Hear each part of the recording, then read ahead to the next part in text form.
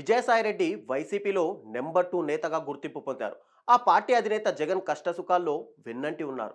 అలాంటి నేత హఠాత్తుగా పార్టీ నుంచి తప్పుకుంటానని ప్రకటించడంతో పార్టీ శ్రేణులు షాక్ తిన్నాయి. ఉరుములేని పిడుగుల విజయసాయి ఎందుకు ఈ నిర్ణయం తీసుకున్నారనే చర్చ జరిగింది.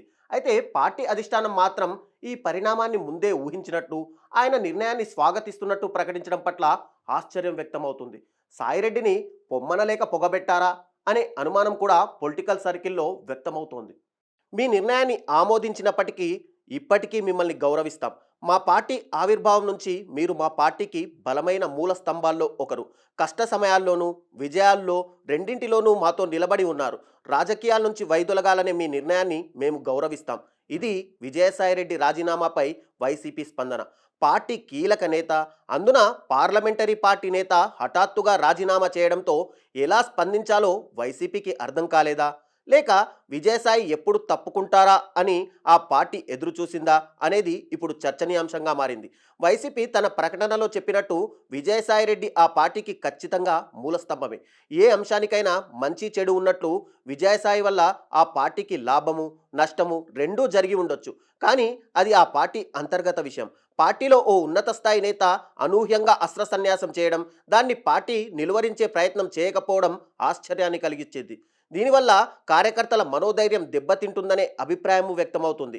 పార్టీ కోసం ఎంతో చేసిన విజయసాయిరెడ్డి వంటి వారినే కాపాడుకోలేకపోతే తమకు ఎవరు దిక్కవుతారనే ప్రశ్న దిగువ స్థాయి నేతల్లో ఆందోళన కలిగిస్తుంది.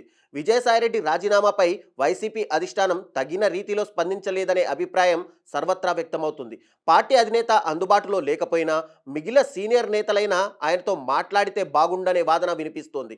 పార్టీలో ముఖ్య నేతలైన సజ్జల రామకృష్ణారెడ్డి, బొత్స సత్యనారాయణ, పెద్దిరెడ్డి రామచంద్రారెడ్డి, అవినాష్ రెడ్డి, మితిన్ రెడ్డి వంటి వారు ఈ విషయంలో ఏమాత్రం స్పందించకపోవడంతో వైసీపీ పెద్దలకు తెలిసే విజయసాయిరెడ్డి తప్పుకున్నారనే అభిప్రాయానికి మరింత బలం చేకూరింది.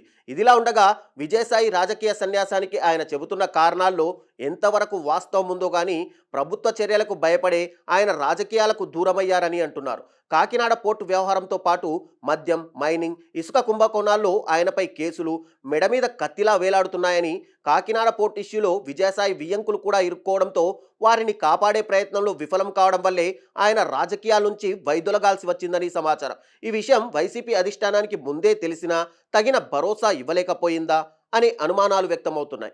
ఏది ఏమైనా అతని రాజకీయ సన్యాసం వైసీపీపై తీవ్ర ప్రభావం చూపే అవకాశం ఉందనేది ఆ పార్టీ నేతల్లోనే వ్యక్తమవుతున్న అభిప్రాయం.